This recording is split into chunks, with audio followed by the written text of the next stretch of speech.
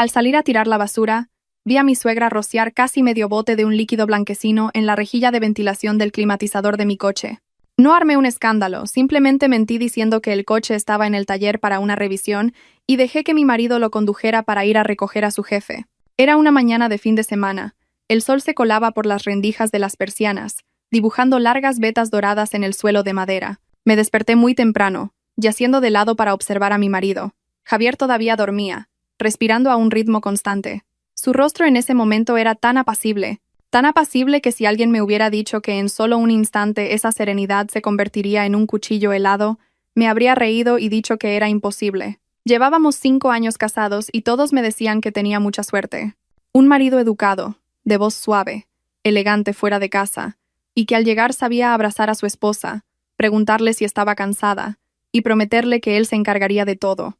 Mi suegra, Isabel, era aún más encantadora. Cada mañana venía a casa temprano, preparaba sopa de pescado, cocinaba caldos, arreglaba las flores y limpiaba la cocina. Yo solía conmoverme, pensando en lo afortunada que era por ser querida como una hija. Hasta esa misma mañana, cuando salí al patio con la bolsa de la basura, el aire era fresco. Olía a hierba húmeda por el rocío, una paz extraña. Mi casa está en una urbanización de chalets adosados, con mucha vegetación, y delante del garaje hay unos setos bajos de tuyas. Rodeé la casa por el pequeño sendero habitual para llegar a los contenedores de reciclaje. Justo al llegar, por el rabillo del ojo, vi una figura de pie junto a mi coche. Era Isabel. Estaba de pie muy cerca del capó, sosteniendo un pequeño bote plateado en la mano. Miró a su alrededor y luego apuntó la boquilla directamente a la rejilla de ventilación del climatizador del lado del conductor. Se oyó un sutil silbido y un líquido blanco y fino como la niebla se pulverizó hacia el interior. Me quedé paralizada, como si alguien me hubiera clavado los pies a las baldosas. Retrocedí medio paso y me escondí tras los setos, conteniendo la respiración. Lo hizo muy rápido y con mucho sigilo. Después de rociar un rato, se pasó al lado del copiloto. Roció unas cuantas veces más y luego agitó el bote como si temiera que no fuera suficiente. Cuando el bote estuvo casi vacío, se lo guardó apresuradamente en el bolsillo del delantal y sacó un paño para limpiar el capó, como si solo estuviera ayudando a su nuera a mantener el coche limpio. Cuando terminó, se enderezó, su rostro recuperó la sonrisa amable de siempre, y volvió a entrar en casa. Yo me quedé allí, inmóvil, aturdida. En mi cabeza, las preguntas se agolpaban. ¿Qué era esa sustancia? ¿Por qué la roció en la ventilación del climatizador? ¿Y por qué tenía que hacerlo a escondidas? Tragué saliva con dificultad y continué mi camino con la bolsa de la basura como si no hubiera visto nada. Después de tirar la basura, volví a casa con la mayor normalidad posible. Cada paso que daba resonaba como un martillazo en mi corazón. Apenas entré, Isabel ya estaba en la cocina, sonriendo alegremente. Ah, ya has vuelto. Ven a desayunar. He preparado sopa de pescado, te encanta. Hablaba con naturalidad. Su mirada era tierna, como la de una madre devota. Si no lo hubiera visto con mis propios ojos, juro que le habría dado las gracias efusivamente. Me senté a la mesa. El cuenco de sopa todavía humeaba. Removí con la cuchara. El sonido de la porcelana contra el cuenco era agudo y claro. Por dentro sentía un frío glacial. El calor que tenía delante se convirtió de repente en una barrera. Isabel preguntó, como si nada. ¿Vas a salir hoy? Hace un día precioso. Sal a que te dé el aire. Levanté la vista y sonreí lo justo. Sí. He quedado con una amiga para tomar un café. Y por la tarde seguramente pase por el supermercado. Ella asintió, y un destello fugaz brilló en sus ojos. Tan rápido que si no hubiera estado con los nervios a flor de piel, lo habría pasado por alto. Claro, la gente joven tiene que salir y moverse. Justo en ese momento, Javier bajó las escaleras, bostezando. Llevaba ropa de casa, pero seguía viéndose apuesto. Al verme, se inclinó y me dio un beso en la frente, como de costumbre. Vaya, qué temprano te has levantado. Le correspondí con una sonrisa. Pero por dentro, una oleada de náuseas me subió por la garganta. Ese beso de repente se sentía falso. Javier se sentó, cogió una galleta y de pronto se dio una palmada en la frente como si acabara de recordar algo. Maldita sea, hoy tengo que recoger a mi jefe. Y dejé el coche en el taller anoche. ¿Y ahora qué hago? Isabel intervino al instante, su voz con el tono de preocupación perfecto. Recoger al jefe es importante. Llegar tarde sería un desastre. Y si pides un taxi, con el tráfico que hay, ¿cómo vas a llegar a tiempo? Javier se giró hacia mí, con una mirada entre suplicante y ansiosa. Cariño, ¿me dejas tu coche? Solo será un momento. Voy y vuelvo enseguida. En ese instante, la imagen de Isabel rociando a escondidas esa sustancia blanca en la ventilación del coche se repitió en mi mente como una película a cámara rápida. Lo entendí todo. Si le daba el coche, la persona al volante inhalaría esa sustancia. Mi cuerpo se quedó helado, pero mi rostro permaneció impasible. Dejé la cuchara, me limpié delicadamente la comisura de los labios con una servilleta y saqué el llavero del coche, dejándolo sobre la mesa con un suave clic. Con la voz más dulce que pude dije: «Coge mi coche, no hagas esperar a tu jefe». Los ojos de Javier se iluminaron, demasiado, como alguien que encuentra justo lo que buscaba. Incluso fingió ser considerado. «Pero por la tarde lo necesitas». Sonreí. «No te preocupes, mi amiga pasará a recogerme. Lo tuyo es importante». Isabel me miró. Su sonrisa se ensanchó, como si acabara de quitarse un peso de encima. Mi nuera es la más sensata. Javier cogió las llaves, se levantó, me dio un beso en la mejilla y prometió: «Esta noche te traigo un regalo». Yo solo asentí. Oí a Isabel decirle desde la puerta que condujera con cuidado. Oí la puerta abrirse y luego el motor del coche arrancar en el garaje. Ese sonido familiar que normalmente me tranquilizaba, ahora sonaba como el rugido de una bestia preparándose para la caza. Isabel también salió deprisa con la excusa de ir al mercado. Me quedé sola en casa. Me senté a mirar cómo el cuenco de sopa se enfriaba gradualmente. El vapor se disipó, dejando solo un ligero olor a pescado y un sabor amargo en la garganta, como si acabara de tragar un trozo de barro. No lloré, tampoco corrí a arrebatarle las llaves. Lo que más me asustaba no era la muerte, sino el hecho de que las personas más cercanas a mí pudieran llevarme tranquilamente a la muerte, de la misma manera que se barre el patio o se saca la basura. Me quedé quieta, mirando el tic-tac del reloj de pared. Cada movimiento de las manecillas era como un golpe en mi corazón. Casi una hora después, mi teléfono vibró. No era una llamada, sino una notificación en la aplicación de noticias locales. Cogí el teléfono. Mis manos temblaban ligeramente. El titular me golpeó directamente en los ojos.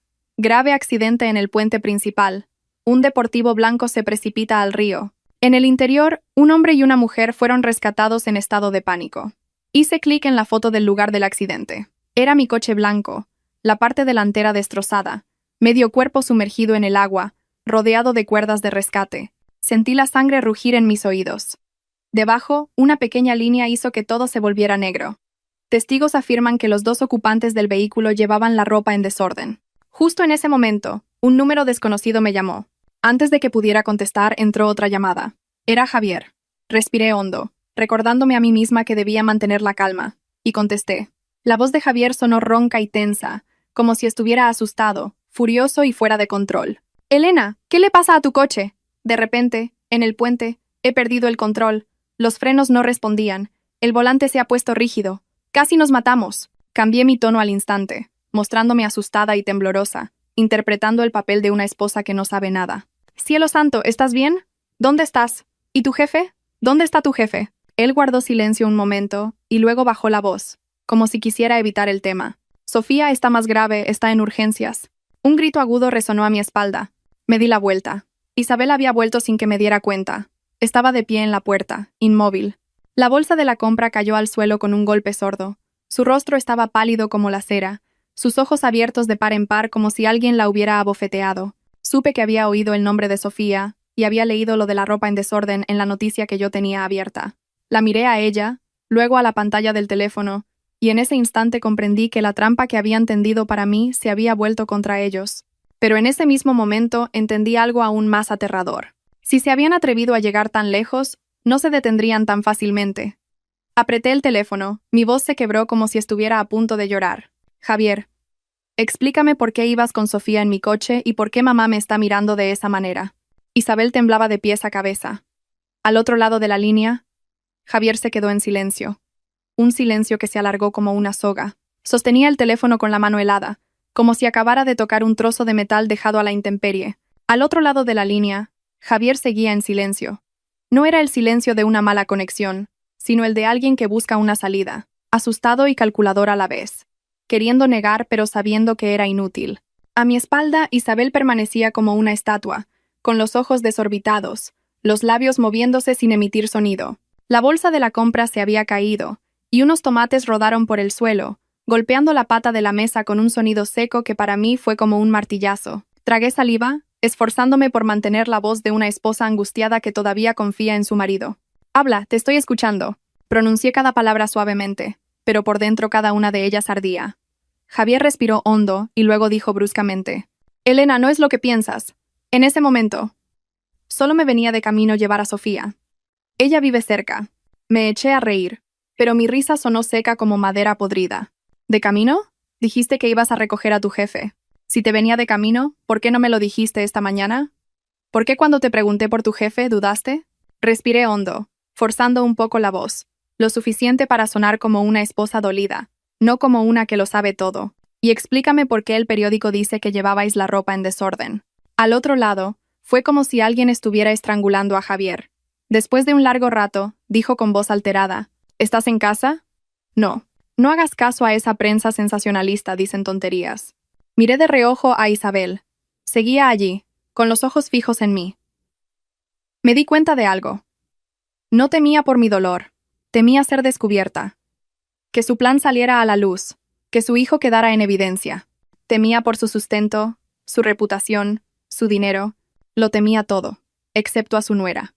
Me di la vuelta y di unos pasos para que no me oyera con claridad, pero lo suficientemente cerca para ver cómo su rostro cambiaba de color con cada segundo. Javier, dije, bajando la voz como si contuviera el llanto. Solo necesito que respondas una cosa. ¿En calidad de qué ibas con Sofía? Javier habló deprisa, como huyendo. Elena, cálmate. Estoy en el hospital. La policía me está interrogando. Te lo explicaré después. Ven aquí. No te quedes sola en casa. ¿Me oyes?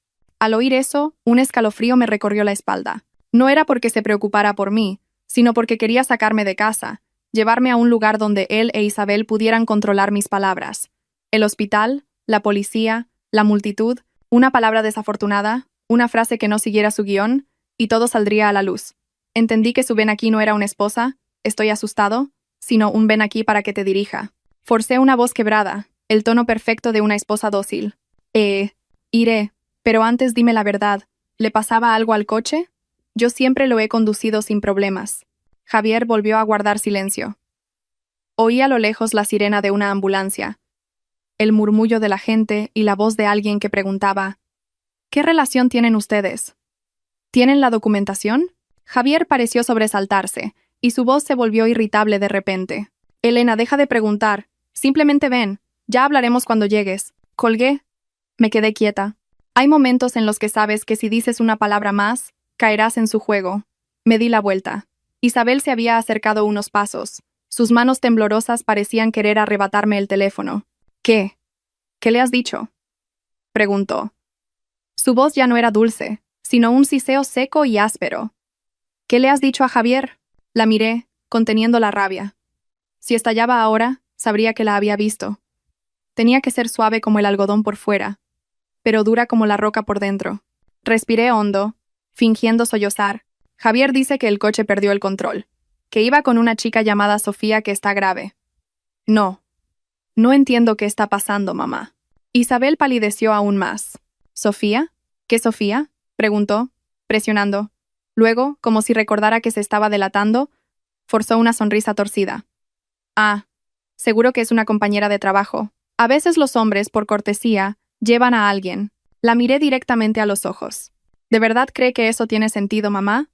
Por cortesía, cuando las noticias dicen lo que dicen, no dije que había rociado nada, solo la empujé contra el muro que ella misma había construido. Isabel se quedó sin palabras. Se agachó a recoger la bolsa. Sus manos temblaban tanto que se le cayó un huevo, y la yema se derramó por el suelo. Miró la mancha amarilla. Sus ojos se enrojecieron y de repente se echó a llorar. Lloraba a gritos, como si fuera la víctima, como si a ella le hubieran hecho daño. «Dios mío, he sido buena toda mi vida, ¿por qué le pasa esto a mi familia?», gritó, y luego se giró hacia mí, su tono ahora acusador. «¿Has hablado con la policía?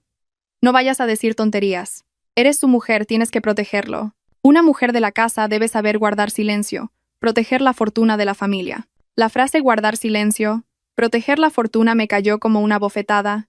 Entendí que me estaba advirtiendo, diciéndome que me callara, que tragara, que cargara con la culpa, porque si yo hablaba, su hijo se hundiría, y ella también. Fingí estar asustada y me acerqué a sostenerla. «Mamá, cálmese. No me atrevería a decir nada, si ni siquiera sé lo que ha pasado». Lo dije, pero por dentro sentía un frío de pozo. Recordé cómo esa mañana había mirado a su alrededor antes de rociar la sustancia blanca. Recordé el destello de satisfacción en sus ojos cuando le di las llaves. Lo recordé todo. Isabel me agarró la mano con fuerza. Sus uñas se clavaron en mi piel, haciéndome daño. Elena dijo, su voz baja, como si vertiera veneno. Escúchame. Ahora vas al hospital y solo dices una cosa. Que el coche acababa de pasar la revisión, que estaba perfectamente, que el accidente fue mala suerte. ¿Entendido? Levanté la vista hacia ella. Mis ojos debían de estar rojos por contener las lágrimas. Asentí. Sí, mamá, lo he entendido. Asentí para que se tranquilizara. Pero en mi cabeza, grabé cada palabra que acababa de ordenarme. Era como una soga que ella misma se estaba poniendo al cuello. Subí a mi habitación a cambiarme. Elegí una camisa blanca y unos pantalones oscuros, intentando parecer arreglada pero no demasiado producida. Quería que cualquiera que me viera pensara que era la esposa, la que estaba en shock, no la que iba a montar una escena de celos. Era una disciplina que había aprendido desde pequeña. Aunque la vida se derrumbara, una debía mantener la compostura, no para que la gente te elogiara, sino para no despreciarte a ti misma. Antes de salir, entré en el garage. Me paré junto al otro coche de la casa, mirando el espacio vacío donde solía estar aparcado el coche blanco. Cerré los ojos e imaginé de nuevo el sutil silbido, la fina niebla blanca entrando. No tenía el bote, no tenía pruebas, pero tenía mis ojos. Y tenía algo más valioso. La calma. Cogí el teléfono. No llamé a Javier. Llamé a la única persona que mi padre me dijo una vez. Si tienes problemas, llama a Antonio. Antonio era el abogado de la familia, el que había ayudado a mi padre con varios contratos. Marqué el número, con la palma de la mano sudorosa. Sonó 2 veces y contestó. «Elena», me mordí el labio y hablé rápido pero con claridad. «Antonio, tengo un problema. Escúchame, por favor. Y dime qué tengo que hacer. Sospecho que alguien ha manipulado mi coche esta mañana». Al otro lado de la línea, Antonio guardó silencio unos segundos, y luego su voz se volvió más lenta, muy segura. «¿Dónde estás? ¿Estás a salvo?» «Estoy en casa, a punto de ir al hospital». «Escúchame», dijo Antonio. Cada palabra era como un clavo. «Ve al hospital, pero recuerda bien. No admitas ninguna culpa. No firmes nada. No digas cosas sin pensar. Si la policía te pregunta, responde solo la verdad que conoces. Y observa quién está nervioso, quién te presiona, quién te dice lo que tienes que decir. Recuérdalo todo. En cuanto a la manipulación del coche, como no tienes pruebas, no lo digas directamente, pero mantente alerta. Iré para allá». Exhalé como si acabara de agarrarme a un poste en medio de una corriente. «De acuerdo, lo entiendo». Colgué y bajé. Isabel ya esperaba en la puerta, su rostro todavía hinchado por el llanto, pero sus ojos me escrutaban, afilados como cuchillos. «Vamos», hija dijo, su voz de nuevo suave, actuando. Asentí y salí. La puerta de casa se cerró a mi espalda con un clic. En ese instante, sentí que mi vida también acababa de cerrar una vieja puerta, la puerta de la confianza, de la calidez, de las sopas de pescado que creía que eran puro afecto.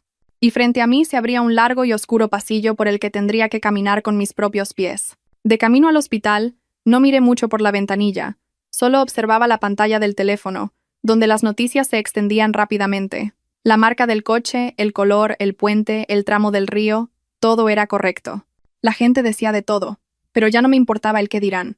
Solo temía una cosa. Si hoy no mantenía la cabeza fría, perdería la vida y el honor, y mi padre se derrumbaría. El coche paró frente a la entrada del hospital. Bajé. Mis piernas temblaban un poco. El sonido de las sirenas, las voces de la gente, el correr de los zapatos sobre el suelo frío, todo se mezclaba en un caos sonoro. Mientras caminaba me repetía a mí misma, «Elena, mantente firme, porque a partir de ahora, si caes una sola vez, te pisotearán hasta el final». Entré en la zona de urgencias, envuelta en el fuerte olor a desinfectante. Un olor familiar y extraño a la vez, como si con solo respirar hondo, el alma también se limpiara, dejándola desnuda. El pasillo estaba abarrotado, familiares de pacientes de pie y sentados por todas partes, todos con rostros tensos, solo diferenciados por el tipo de preocupación. Caminaba entre esa multitud sintiendo que nadaba a contracorriente, cada paso un poco más pesado. Javier estaba cerca del mostrador de admisión, con la camisa arrugada, el pelo revuelto y un pequeño rasguño en la frente cubierto con una tirita. Al verme se quedó inmóvil un instante y luego se acercó rápidamente a cogerme la mano. Ese gesto, si hubiera sido ayer, quizás me habría parecido cálido, pero en ese momento se sentía frío, como una costumbre ensayada. «Elena, ya has llegado», dijo, con la voz grave, intentando parecer cansado y preocupado. «Estaba tan preocupado por ti. Lo miré a los ojos. Había miedo, cansancio, confusión, pero ni un ápice de remordimiento. Retiré mi mano suavemente, no de forma brusca, lo suficiente para que no tuviera excusa para armar un escándalo. He leído las noticias, dije en voz baja. ¿Dónde está Sofía? Javier miró rápidamente hacia el final del pasillo, donde una puerta de urgencias estaba cerrada. Ahí dentro. Los médicos la están atendiendo. Asentí y me giré para mirar a Isabel. Estaba detrás de Javier, con las manos entrelazadas, murmurando como si estuviera rezando. Al ver que la miraba, se adelantó de inmediato y volvió a cogerme la mano. Esta vez con más fuerza. Nuera, no te asustes, todo pasará. Mamá está aquí. No retiré la mano. La dejé quieta para sentir claramente la presión de sus dedos, como un recordatorio silencioso. No me traiciones. Bajé la cabeza. Mi voz temblaba lo justo. Estoy preocupada por Javier y por Sofía. Isabel soltó un suspiro de alivio, como si acabara de superar un peligro. Lo vi claramente. Resulta que, para ella, yo no era su nuera, sino una variable que necesitaba controlar. Un hombre con uniforme de policía se acercó. Javier, Elena, necesitamos hablar con ustedes. Mi corazón dio un vuelco, pero asentí. Javier parecía impaciente, pero nos siguió. Nos llevaron a una pequeña habitación, con solo una mesa y unas sillas de plástico. El aire era sofocante, no por el calor, sino por las preguntas que estaban a punto de formularse. El policía me miró primero. Elena, el coche accidentado es suyo, ¿verdad? Sí. ¿Le prestó el coche a Javier? Sí. Esta mañana dijo que iba a recoger a su jefe. Oí la respiración agitada de Javier a mi lado. El policía tomó notas y continuó. Antes de prestárselo, ¿notó algún problema en el coche? ¿Frenos? ¿Dirección? ¿Algún olor extraño? Me detuve un instante. Muy breve. Lo suficiente para que alguien atento lo notara, pero no tanto como para parecer anormal. Negué con la cabeza, mi voz más firme. No, mi coche funcionaba perfectamente, lo uso todos los días. El policía se giró hacia Javier. ¿Sintió algo extraño antes de que ocurriera el accidente? Javier habló rápido, como si lo tuviera preparado. Estaba conduciendo, y de repente me sentí mareado. Me costaba respirar. El volante se puso rígido. No tuve tiempo de reaccionar. El policía frunció el ceño. ¿Mareado? ¿Tiene antecedentes de alguna enfermedad? No respondió al instante. Estoy completamente sano. Yo bajé la cabeza, entrelazando las manos. En mi mente, las palabras de Antonio resonaban. Observa. Observé que los labios de Javier temblaban ligeramente al decir sano. Observé que Isabel, sentada fuera, levantaba la cabeza cada vez que se abría la puerta de la habitación, como si temiera oír su nombre. El policía hizo algunas preguntas más y luego se levantó. Por ahora es suficiente. Realizaremos una inspección técnica del vehículo. Si es necesario, nos pondremos en contacto con ustedes. Al salir de la habitación, Javier se giró hacia mí de inmediato, bajando la voz. ¿Ves? Ellos también dicen que ha sido un accidente. No le des más vueltas. Lo miré, sintiéndome de repente cansada. No le doy vueltas, solo tengo miedo. Dije la verdad, pero solo una parte. Miedo al accidente, miedo a la opinión pública, miedo a que mi padre se enterara y no pudiera soportarlo. No tuvimos tiempo de decir más porque la puerta de urgencia se abrió. Un médico salió, quitándose la mascarilla. ¿Familiares de la paciente Sofía? Javier se abalanzó antes que yo. Soy yo. El médico lo miró, dudando un poco, y luego dijo: la paciente tiene un traumatismo craneal. Ya está fuera de peligro, pero necesita seguir en observación. Los familiares pueden entrar a verla, pero sin aglomeraciones. Vi a Javier suspirar de alivio, como si se hubiera quitado un gran peso de encima. Isabel también se acercó rápidamente, dando las gracias sin parar. Yo me quedé un paso atrás, dejando que ellos fueran primero. No quería entrar de inmediato. Necesitaba unos minutos para preguntarme a mí misma en calidad de qué entraba. Un rato después, entré. La habitación del hospital era de un blanco impoluto. Sofía yacía en la cama, con la cabeza vendada, el rostro pálido y los labios descoloridos. Al verla así, no sentí odio, solo tristeza. Otra mujer que había confiado en un hombre casado. La diferencia era que ella creía que ganaría. Javier estaba de pie junto a la cama, cogiéndole la mano. No ocultaba el gesto. Isabel estaba al otro lado, mirando a su hijo, y luego a mí, con una mirada que sondeaba mi reacción. Me acerqué y me detuve a los pies de la cama. Sofía, dije en voz baja. Intenta descansar. Nadie desea un accidente. Sofía abrió los ojos y me miró. Su mirada era débil, pero lo suficiente para reconocerme. En ese instante, Vi en sus ojos un atisbo de pánico que luego se convirtió en evasión. Giró la cara y no dijo nada. Javier se volvió hacia mí, su tono un poco brusco. Elena, ¿a qué viene eso? Está agotada. Asentí. Sí, lo siento. Me disculpé de manera muy correcta, lo suficiente para que nadie pudiera reprocharme nada.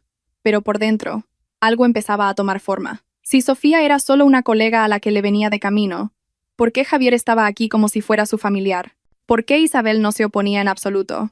En el pasillo, Isabel me llevó a un rincón. Elena, ya lo has visto. La gente está sufriendo. No digas nada que pueda dar lugar a malentendidos. La miré. ¿Mamá teme que la gente malinterprete o que entiendan la verdad? Isabel se quedó helada.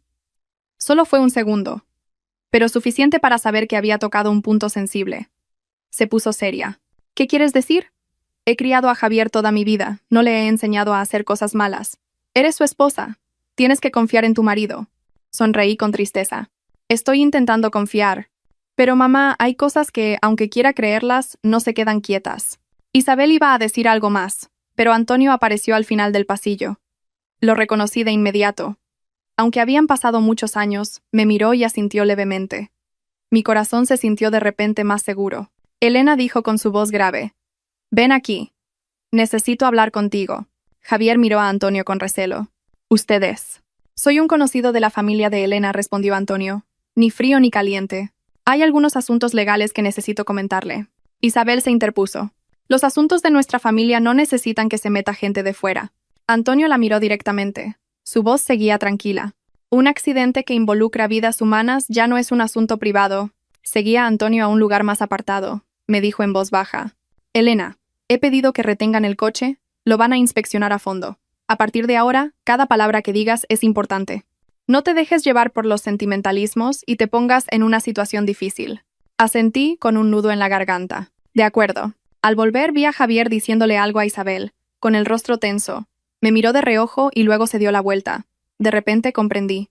Desde ese momento, yo estaba en el otro bando. No porque yo lo eligiera, sino porque ellos me habían empujado. Me quedé en medio del pasillo del hospital, donde la luz blanca caía fría, y en mi interior, una decisión se formó en silencio. No iba a montar un escándalo, no iba a llorar, iba a esperar hasta que la verdad saliera a la luz por sus propios medios. Dejé el hospital cuando ya había oscurecido. Las luces de neón de la entrada se reflejaban en el suelo mojado con un color blanco y frío, idéntico a la luz de la habitación del hospital, haciendo imposible distinguir el día de la noche. Javier no me acompañó. Isabel tampoco. Estaban ocupados quedándose con Sofía, ocupados cuidando de la víctima, mientras que yo, la dueña del coche que se había precipitado al río, la que casi muere en su lugar, salía sola. Antonio caminaba a mi lado, sin decir mucho. Solo me indicó que subiera al coche y me abrochara el cinturón antes de decir lentamente: «Ve a casa de tu padre primero. Allí estarás más segura». Asentí. No quería volver a esa casa ahora. Cada rincón, cada escalón, me recordaba la mañana en que Isabel estaba a escondidas junto al coche, su sonrisa falsamente amable. Temía que si volvía, no podría mantener la calma. El coche se puso en marcha. A través de la ventanilla, la ciudad se iluminaba, la gente salía del trabajo, reía, hablaba, compraba la cena, y yo estaba allí sentada, con el corazón vacío, como si me hubieran arrancado un trozo. Pensé en mi padre. Tenía problemas de corazón, últimamente se cansaba mucho. Aún no me había atrevido a llamarlo. Temía que mi voz temblara, que notara que algo iba mal. Elena, dijo Antonio en voz baja: «He pedido que retengan el coche. Están revisando a fondo el sistema de climatización y el motor. Intenta recordar. ¿Viste a alguien tocar el coche esta mañana?» Guardé silencio un buen rato y luego dije, lenta y firmemente: «Sí. Vi a mi suegra rociar algo blanco en la rejilla de ventilación del climatizador. Lo hizo a escondidas». Antonio no pareció sorprendido. Solo suspiró. «Entonces vamos por buen camino. Pero recuerda, esto no puedes decírselo a nadie más, ni siquiera a la policía, hasta que tengamos los resultados oficiales. Necesitamos pruebas». «Lo entiendo». En mi mente apareció la imagen de Isabel apretando mi mano, diciéndome que guardara silencio, que protegiera la fortuna. De repente, sentí frío. La fortuna de la que hablaba era, en realidad, la suya y la de su hijo, no la mía. El coche paró frente a la casa de mi padre. Bajé, miré la casa familiar, y mi corazón se ablandó. Mi padre abrió la puerta, y al verme se quedó de piedra. «Elena, ¿qué haces aquí a estas horas?» Forcé una sonrisa. He venido a verte, papá. Te echaba de menos. Mi padre me miró un momento y luego me hizo entrar. Ha pasado algo, ¿verdad? Negué con la cabeza, pero las lágrimas empezaron a correr. Lo abracé, llorando como una niña por primera vez en muchos años. Mi padre me dio palmaditas en la espalda, sin preguntar más. Hay momentos en los que no se necesitan explicaciones, solo un hombro en el que apoyarse. Esa noche me quedé en casa de mi padre. Di vueltas en la cama sin poder dormir. En mi cabeza, las imágenes se repetían sin cesar. Javier cogiendo la mano de Sofía, Isabel diciéndome que declarar a la policía, Antonio hablando de pruebas. De repente me di cuenta de que, desde que ocurrió el accidente, nadie de la familia de mi marido me había preguntado con sinceridad: ¿estás bien? Al pensar en eso, el corazón se me encogió. A la mañana siguiente, Javier me llamó. Su voz sonaba cansada, pero ya había recuperado la calma. Elena, ¿dónde estás? ¿En casa de mi padre? Vuelve a casa, dijo, su tono más de orden que de preocupación. La gente está rumoreando de todo. Si los matrimonios tienen problemas, se hablan en casa. Miré al jardín, donde mi padre estaba regando las plantas. Respiré hondo. No voy a volver todavía. Necesito quedarme con mi padre unos días. Javier guardó silencio un momento y luego su tono cambió. Elena, no hagas de esto un drama. Un accidente es un accidente. Vuelve. Mamá también está preocupada. Sonreí con amargura. ¿Preocupada por quién, Javier? ¡Elena!, gritó. ¿Qué quieres decir con eso? Nada, dije, con una calma extraña. Solo estoy cansada. Colgué. Me temblaban las manos, pero sentí un poco de alivio en el corazón. Por primera vez, no intenté consolarlo, no intenté mantener la paz. Elegí el silencio. Al mediodía, Antonio volvió a llamar. Elena, el laboratorio tiene un resultado preliminar. En el sistema de climatización hay rastros de una solución que no pertenece a los componentes del vehículo. Necesitan más tiempo para identificar la composición. Mi corazón latió con fuerza. ¿Es peligroso, Antonio? Si se inhala en un espacio cerrado, puede causar mareos, náuseas e incluso desorientación temporal, dijo lentamente. Muy peligroso mientras se conduce. Cerré los ojos. La imagen del coche cayendo al río volvió a mi mente. Me estremecí. Si esa mañana no le hubiera dado las llaves, si hubiera sido yo la que conducía, no me atrevía a seguir pensando. Por la tarde, Isabel apareció en casa de mi padre. No avisó. Cuando abrí la puerta y la vi allí, retrocedí un paso instintivamente.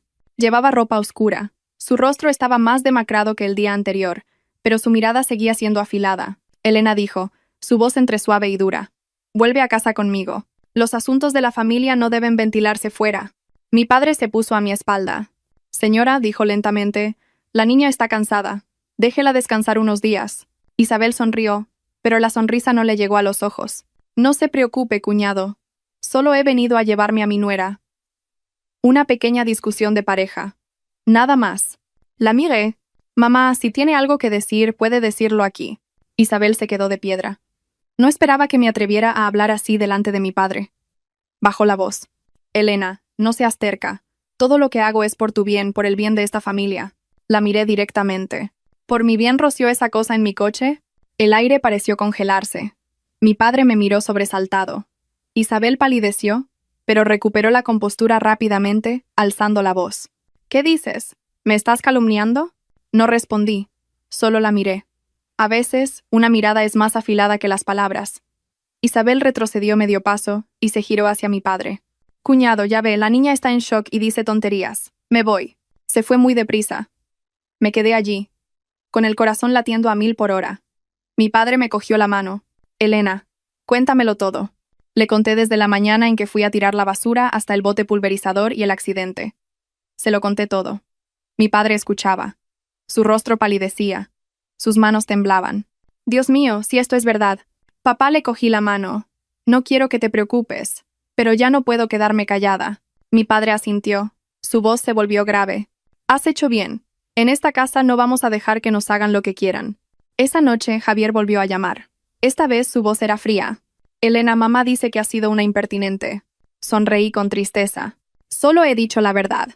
¿Tienes pruebas? Preguntó, con dureza. Las tendré, respondí. Guardó silencio un largo rato y luego dijo lentamente. Estás llevando las cosas demasiado lejos. Piénsalo bien. Un matrimonio aún tiene un camino de vuelta. Cerré los ojos. Javier, desde el momento en que cogiste la mano de Sofía delante de mí, desde que tu madre me dijo que mintiera a la policía, el camino de vuelta ya no existía. Colgué. Esta vez mis manos no temblaban. Me sentí erguida, aunque mis piernas seguían cansadas. Cayó la noche. Me acosté junto a mi padre, escuchando el viento en el porche. Sabía que a partir de mañana nada volvería a ser tranquilo. La familia de mi marido reaccionaría. Javier no se quedaría de brazos cruzados. Pero también sabía que había cruzado una línea. Ya no era la nuera que solo sabía aguantar para mantener la paz. Era la mujer que casi pierde la vida, y tenía derecho a exigir justicia para mí misma. Esa noche apenas dormí. Acostada en mi antigua cama en casa de mi padre, escuchando el tic-tac regular del reloj de pared, me di cuenta de algo muy extraño. Mi corazón ya no estaba en pánico como los primeros días. Seguía doliendo, seguía triste, seguía ahogada por la rabia, pero ya no tenía esa sensación de estar al borde del abismo. Quizás porque había dejado de preguntarme por qué lo hicieron y había pasado a una pregunta más clara. ¿Qué debo hacer para seguir viviendo con dignidad? Mi padre se levantó temprano. Preparó un caldo de arroz, unos huevos cocidos, platos sencillos de cuando yo era niña. Comí con un nudo en la garganta. Mi padre no preguntó mucho, solo dijo una cosa. Come, hija. Necesitas fuerzas para aguantar lo que viene. Asentí. Y lo que venía era largo, muy largo. Justo después de desayunar, mientras recogía los platos, sonó el timbre. Antes de que pudiera levantarme, mi padre ya había ido a abrir. Javier estaba en la puerta, sin Isabel. Llevaba una camisa clara, el pelo peinado, con un aspecto muy pulcro, muy diferente a su desaliño en el hospital. Pensé fugazmente que venía preparado. Buenos días, papá, dijo, inclinando la cabeza respetuosamente. Vengo a llevar a Elena a casa. Mi padre lo miró, con una expresión serena pero ya no cálida como antes. La niña está aquí descansando. Si tienes algo que decir, dilo aquí. Javier forzó una sonrisa. Sí, pero los asuntos de pareja es mejor hablarlos en casa. Salí. Entra, le dije, con calma. No iba a evitarlo más. Evitarlo ahora solo demostraría debilidad. Javier se sentó en una silla, con la espalda recta. Mi padre se sentó frente a él. El ambiente en el salón era pesado, como si alguien hubiera vertido plomo. Esperé a que él empezara a hablar. Elena dijo, con voz lenta, tratando de sonar sincero. Estos días he estado muy confundido. El accidente, la policía, el hospital. No he podido controlarlo todo. Si algo te ha hecho daño, lo siento. Lo miré. ¿Por qué te disculpas? Se detuvo un instante y luego dijo, muy hábilmente, por haberte sometido a la presión de la opinión pública. El coche era tuyo, y ha pasado esto. Sonreí con amargura. ¿Y qué hay de Sofía? Javier suspiró. Elena... No pensaba ocultártelo. Sofía y yo nos conocemos, pero no es lo que piensas. Ella está pasando por un mal momento. Solo la estaba ayudando. Mi padre golpeó suavemente la mesa. ¿Ayudando? ¿Yendo juntos en un coche privado y en esas circunstancias? Javier se giró hacia mi padre, su voz un poco tensa. Papá, desde fuera, es fácil malinterpretar, pero yo sé lo que hago. De repente me sentí agotada. Javier, dije. Si solo la estabas ayudando, ¿por qué tu madre me dijo que le dijera a la policía que el coche no tenía ningún problema? Javier se giró bruscamente hacia mí. Mi madre solo temía que las cosas se complicaran más. Ya sabes cómo se preocupa por mí. ¿Se preocupa por ti o porque se sepa la verdad? Pregunté. Mi voz seguía siendo uniforme. Él guardó silencio. Esta vez no fue por confusión, sino por cálculo. Estaba sopesando hasta dónde podía hablar para salir beneficiado. Elena continuó, bajando la voz como si quisiera arrastrarme a un acuerdo tácito. Lo hecho. Hecho está. Si hacemos de esto un escándalo, solo nos perjudicará a los dos. Piensa en tu padre, en la reputación de nuestra familia.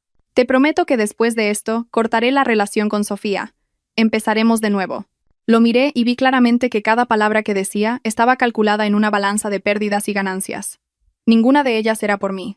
Me giré hacia mi padre. Él no dijo nada, solo negó con la cabeza muy levemente. Javier, dije, si esa mañana hubiera sido yo la que conducía, ¿seguirías sentado aquí hablando de empezar de nuevo? El rostro de Javier palideció. Elena, ¿qué quieres decir con eso? Solo pregunto, respondí. Contesta. Se levantó de un salto. No saques conclusiones precipitadas. Un accidente es un accidente. Mi padre se levantó también. Su voz era grave pero firme. Yerno, cuida tus palabras.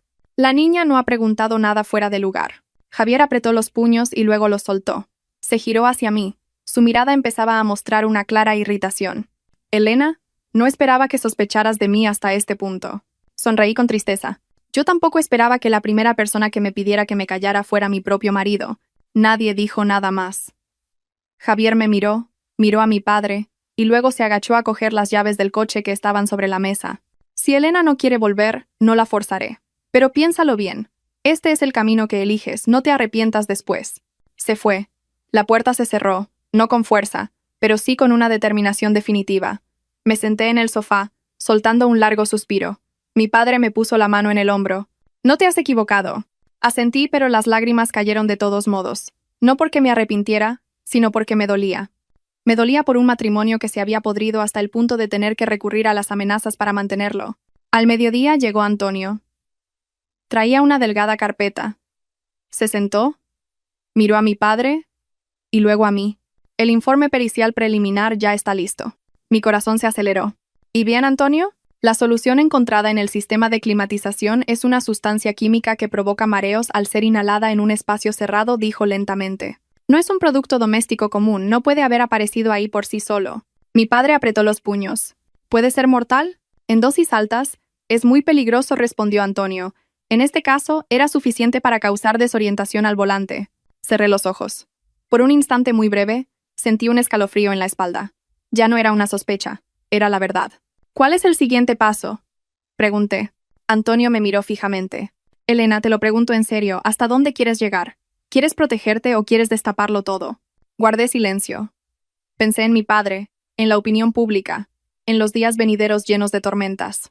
Luego pensé en la mañana en que saqué la basura, en el sutil silbido, en la mirada de satisfacción de Isabel cuando le di las llaves. Abrí los ojos. Quiero vivir. Y no quiero que nadie más tenga que morir por los planes de otros. Antonio asintió. Entonces, prepárate. Cuando la policía anuncie oficialmente las conclusiones, la familia de tu marido reaccionará con mucha dureza. Sonreí, una sonrisa cansada pero ya sin miedo. Estoy preparada. Esa tarde, Sofía me llamó. Un número desconocido. Miré la pantalla y contesté. ¿Elena? La voz de Sofía era débil, pero audible. Lo siento. Guardé silencio. No sabía si se disculpaba por el accidente, por Javier, o por haber cerrado los ojos ante un plan peligroso. No sabía que las cosas llegarían a este punto, continuó, con voz temblorosa. Pensé que solo era para asustarte, para que tuvieras miedo. No esperaba. Apreté el teléfono. Sabías que habían puesto algo en el coche. Al otro lado, Sofía contuvo la respiración y luego rompió a llorar. Yo no lo hice directamente, pero sabía que la madre de Javier dijo que se encargaría. No pensé que fuera en serio. Cerré los ojos. Deberías decirle esto a la policía. Sofía guardó silencio un largo rato y luego dijo en voz baja. Tengo miedo. Yo también lo tuve, respondí. Pero si te quedas callada, la próxima persona que muera podría no tener tanta suerte como yo. La llamada terminó. Me quedé sentada mucho tiempo. Supe que, desde ese momento, la rueda de la verdad había empezado a girar, y ya nadie podía detenerla. Por la noche, llamé a Javier por última vez. Mañana la policía me citará para declarar. Deberías estar preparado. Él se rió con amargura al otro lado. Elena, estás destruyendo nuestra familia. No dije. Solo me niego a morir por tu familia. Colgué. En el jardín, el viento soplaba con fuerza. Me paré junto a la ventana, mirando mi reflejo en el cristal. Una mujer delgada, pero cuyos ojos ya no esquivaban la mirada. Sabía que lo más difícil estaba por venir, pero al menos había elegido estar del lado de la verdad, aunque ese camino me hiciera perder muchas cosas. A la mañana siguiente, me desperté antes de que saliera el sol. La casa de mi padre estaba en silencio. Solo se oía el susurro de la escoba barriendo el patio. Me quedé mirando el techo, respirando hondo. Mi corazón ya no temblaba como los primeros días, pero se sentía pesado, pesado de una manera diferente, como el de alguien que sabe que está a punto de cruzar un río profundo, sin atajos, con la única opción de seguir adelante. Mi padre me puso un vaso de agua tibia delante. Bebe, hija, dijo su voz baja pero firme. Hoy tienes que declarar ante la policía, no vayas con el estómago vacío. Asentí. Sí, papá. Lo miré y vi claramente nuevas arrugas marcadas en las comisuras de sus ojos. En solo unos días, parecía haber envejecido varios años. Sentí pena, pero también supe que no podía permitirme ser débil. Cerca de las 9 llegó Antonio. Traía una carpeta más gruesa que la del día anterior. Me miró. Su expresión era seria pero cálida. Elena, hoy solo tienes que recordar una cosa. Di exactamente lo que sabes, sin añadir ni quitar nada. No tengas miedo. Respondí en voz baja. Sí, lo entiendo. La comisaría estaba más concurrida de lo que imaginaba. Gente entrando y saliendo, el sonido de los zapatos en el suelo, el crujido de los papeles. Me senté en una silla a esperar, con las manos sobre las rodillas, intentando no temblar. En mi cabeza, cada imagen aparecía con una claridad meridiana. La mañana en que saqué la basura, el bote blanco, el silbido sutil, la mirada furtiva de Isabel, cerré los ojos y me dije, recuérdalo bien, no omitas nada. Cuando me llamaron para entrar vi que Javier ya estaba sentado allí. Llevaba una camisa oscura, el rostro tenso. Isabel estaba a su lado, rígida, agarrando su bolso con ambas manos. Su mirada hacia mí ya no ocultaba nada. Era una mezcla de ira y miedo. Saludé y me senté. El oficial nos miró a cada uno. Su voz era tranquila. Hoy estamos aquí para aclarar la causa del accidente y las circunstancias relacionadas. Me preguntaron primero. Conté cada palabra. Conté que salí a tirar la basura, que vi a mi suegra rociar una solución en la ventilación del coche, que no dije nada y solo usé la excusa de que el coche estaba en el taller. Conté que le di las llaves a Javier. Conté mi extraña sensación al leer la noticia del accidente. Mientras hablaba, la habitación quedó en un silencio tan profundo que se podía oír el tic-tac del reloj. No miré a Isabel, pero sabía que estaba temblando. Terminé con una frase muy clara. Me hago responsable de todo lo que he dicho. El oficial asintió y se giró hacia Isabel. ¿Tiene algo que decir sobre esta declaración? Isabel se levantó de un salto. Me está calumniando, dijo en voz alta, su voz temblaba. Soy su suegra. Quiero a mi nuera, ¿cómo iba a hacerle daño? Javier también intervino rápidamente. Es cierto. Mi madre nunca haría algo así. Elena, estás diciendo esto por un enfado. No es justo. Miré a Javier. No sentí rabia ni ganas de llorar, solo una extraña lejanía. El oficial hizo un gesto para que guardaran silencio. Ya tenemos los resultados preliminares del peritaje, dijo. En el sistema de climatización del vehículo se encontró una sustancia química que causa mareos. No es un fallo técnico. Esa frase cayó como una piedra. Isabel se tambaleó y tuvo que agarrarse a la silla para no caer. Javier se giró hacia ella, con una mirada de pánico. Mamá. El oficial continuó. Su voz seguía siendo uniforme. También hemos recuperado las grabaciones de las cámaras de seguridad del garaje. Las imágenes muestran a alguien acercándose al coche antes del accidente. Sentí mi corazón latir con fuerza, pero no de miedo, sino porque la verdad estaba saliendo a la luz. Poco a poco, Isabel rompió a llorar, un llanto entrecortado. Yo. Solo quería darle una lección, sollozó.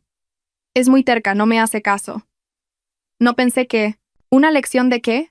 Preguntó el oficial. Isabel bajó la cabeza y guardó silencio. Ese silencio, esta vez, era el de un derrumbe. Javier miró a su madre, y luego a mí, con el rostro blanco como el papel. Elena susurró. Sabes que mamá no lo hizo con mala intención. Lo interrumpí. Mi voz era suave pero firme. Javier, si esa mañana hubiera sido yo la que conducía, ¿seguirías diciendo que no fue con mala intención? Javier se quedó sin palabras. Isabel sollozó aún más fuerte. No sentí satisfacción, solo una profunda tristeza. Tristeza por una madre que, por proteger a su hijo, se atrevió a poner en riesgo la vida de otra persona. Tristeza por un marido que eligió el silencio en lugar de proteger a su esposa. La declaración terminó pasado el mediodía. La policía nos informó de que continuarían con la investigación, tomando declaración a otras personas implicadas, incluida Sofía. Salí, el sol brillaba con fuerza, deslumbrándome, pero a la vez me sentía extrañamente lúcida. Javier me siguió por el pasillo. Elena me llamó, con la voz ronca. Déjame decirte algo. Me detuve. Habla. Yo. No esperaba que las cosas llegaran tan lejos, dijo, con los ojos enrojecidos. Mi madre se equivocó, pero lo hizo por mí. No lo hagas más grande. Te lo ruego. Lo miré durante mucho tiempo. Javier, ¿desde cuándo crees que tengo que sacrificar mi vida para demostrar el amor por tu familia? Él negó con la cabeza. Sus labios temblaban. Solo tengo miedo de perderlo todo. Ya lo has perdido, respondí. Lo perdiste en el momento en que elegiste ponerte del lado de la mentira. Me di la vuelta. Esta vez no intentó detenerme. Por la tarde, volví a casa de mi padre. Él esperaba en el salón. Al verme, se levantó. ¿Cómo ha ido, hija? Me senté y se lo conté brevemente. Escuchó con el rostro serio. Has hecho lo correcto, dijo. Aunque duela, es lo correcto. Esa noche recibí un mensaje de Sofía. Dijo que lo había contado todo. Lo leí y no respondí. Cada uno debe enfrentarse a su propia parte. Por la noche me paré en el porche, mirando el cielo sin luna. El viento era fresco, pero por dentro sentí un poco de calor. No porque todo hubiera terminado, sino porque sabía que ya no estaba huyendo. El camino por delante era largo, lleno de pérdidas. Mi matrimonio podría romperse. La opinión pública me rodearía. Días de soledad seguramente llegarían. Pero había superado el mayor de los miedos, el miedo a decir la verdad. Entré en casa y cerré la puerta. En la pequeña habitación, sentí que, por primera vez en muchos años, podía respirar con normalidad. No respirar para aguantar, sino respirar para vivir. Los días siguientes transcurrieron lentamente, como si el tiempo pusiera a prueba mi resistencia a propósito. Las noticias sobre el accidente, la investigación y las relaciones dentro de mi familia comenzaron a extenderse. No de forma escandalosa, pero lo suficiente para que conocidos, vecinos e incluso personas que habían sido muy cercanas a Javier me miraran de otra manera. Algunos con compasión, otros con sospecha y otros simplemente negaban con la cabeza, lamentándose. Aprendí a callar ante todo ello. No por debilidad, sino porque entendí que hay verdades que no necesitan demasiadas explicaciones. El tiempo las respondería. Una mañana, mi padre y yo fuimos al juzgado para reunirnos con el abogado, siguiendo las instrucciones de Antonio. El cielo estaba nublado, las nubes bajas, reflejando mi estado de ánimo. Mi padre caminaba a mi lado, lento pero firme. Noté que su mano temblaba ligeramente al sostener la carpeta. De repente, me di cuenta de que no solo yo estaba bajo presión, sino que mi padre también cargaba con una enorme preocupación por su única hija. «Pase lo que pase, no tengas miedo. Papá está aquí», dijo mi padre cuando nos detuvimos en la entrada. Asentí, con un nudo en la garganta. «Lo sé. Gracias, papá». Dentro, Antonio ya nos esperaba. Revisó cada documento, explicándome los siguientes pasos. Su voz era lenta y clara, como si quisiera infundirme calma. «Legalmente, no has hecho nada malo, pero prepárate para el divorcio. La otra familia seguramente presionará». Sonreí con amargura. «No se preocupe, ya lo había pensado». Al salir del despacho me encontré inesperadamente con Javier. Estaba en el pasillo, visiblemente más delgado. Al verme, dudó un momento y luego se acercó. Elena dijo, con voz cansada, «¿Podemos hablar?» Miré a mi padre, quien asintió levemente y salió primero. Me volví para enfrentar a Javier. La distancia entre nosotros era de solo unos pasos, pero sentía como si estuviéramos a un mundo de distancia. «Habla», dije. Javier respiró hondo. «Mi madre ha sido detenida preventivamente para la investigación. No sé qué hacer». Su voz era ronca, sus ojos estaban inyectados en sangre. «Elena, te lo ruego, seas como seas, sigues siendo la nuera de mi madre. ¿Podrías interceder un poco por ella?» Me quedé helada. Sus palabras fueron como una puñalada, suave pero profunda. Lo miré durante mucho tiempo y luego le pregunté de nuevo. «Javier, si esa mañana la que conducía hubiera sido yo, ¿estarías aquí pidiéndome que intercediera por ella?» Él bajó la cabeza. «Sé que me equivoqué. Pero es mi madre, y tú eres mi esposa». «O al menos lo era», respondí, mi voz extrañamente tranquila. Javier no pudo decir nada más. Me di la vuelta y salí, donde mi padre me esperaba. No preguntó, solo me puso la mano en el hombro. Un toque ligero pero suficiente para mantenerme en pie. Los días siguientes, Sofía me contactó. Me citó en un pequeño café escondido en una calle tranquila. Cuando llegué, ya estaba sentada, con el rostro pálido y ojeras profundas. Se levantó e hizo una reverencia profunda. «Elena, lo siento». Me senté sin responder de inmediato. Sofía continuó, temblando. «Le conté todo a la policía. No me atreví a ocultar nada más.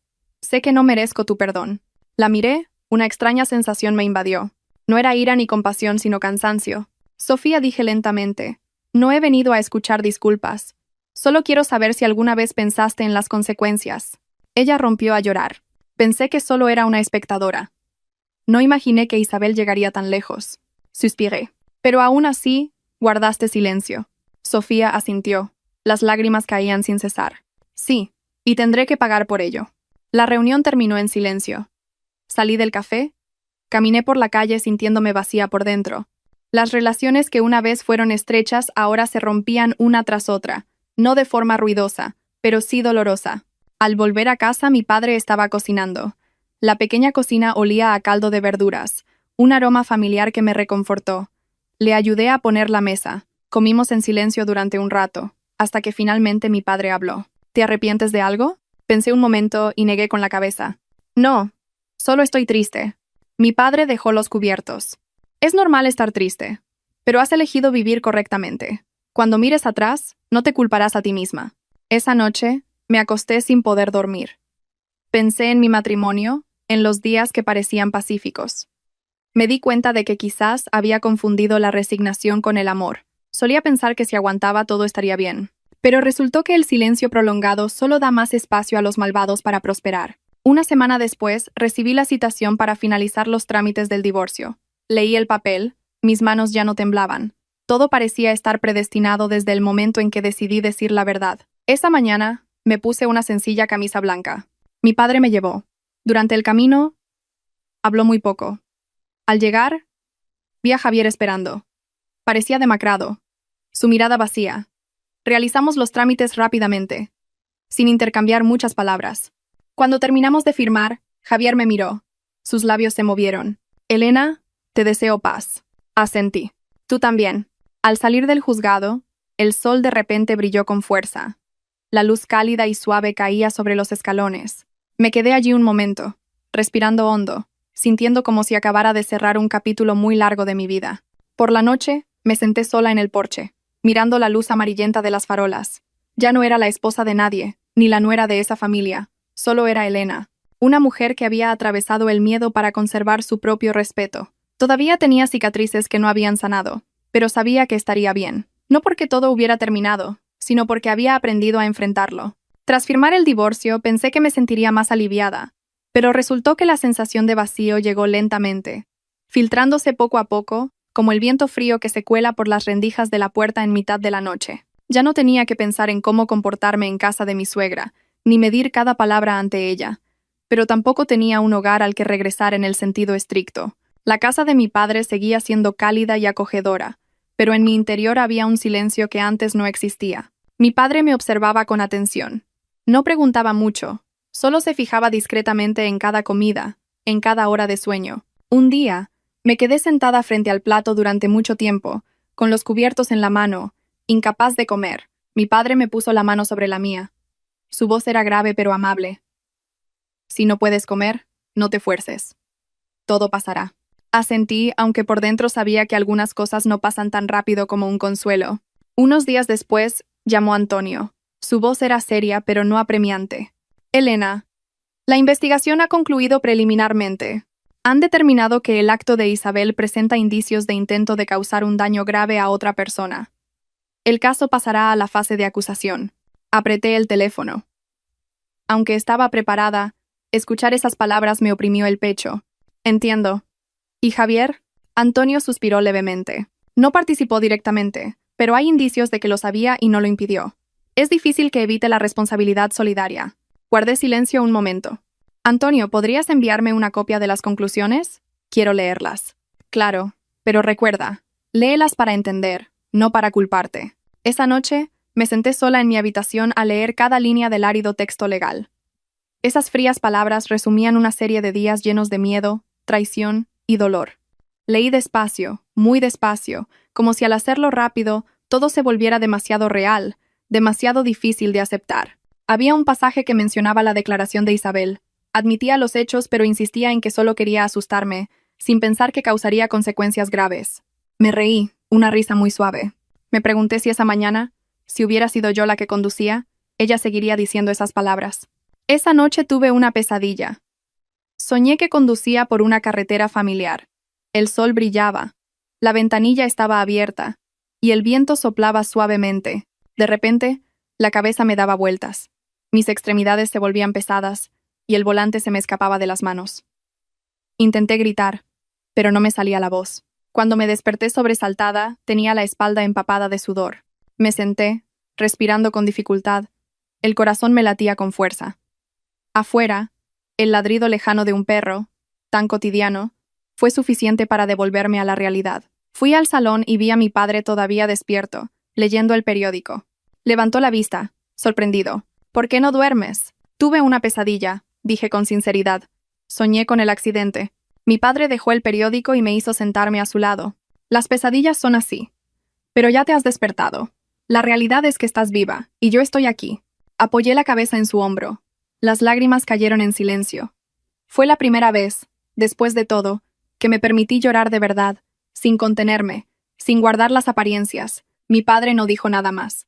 Solo me dejó llorar hasta que me cansé. Unos días después recibí una llamada de Javier. Su número apareció en la pantalla. Dudé mucho antes de contestar. ¿Elena? Su voz al otro lado sonaba ronca y cansada.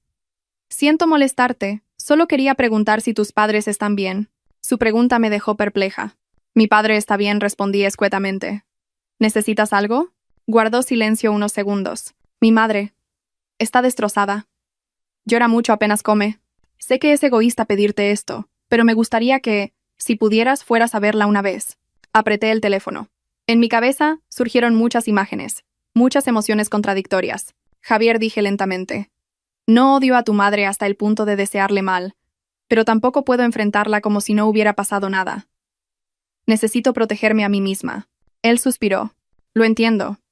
Demasiado tarde. La llamada terminó en silencio. Dejé el teléfono, con el corazón apesadumbrado. Ya no culpaba tanto a Javier como antes, pero tampoco podía retomar ningún papel en su vida.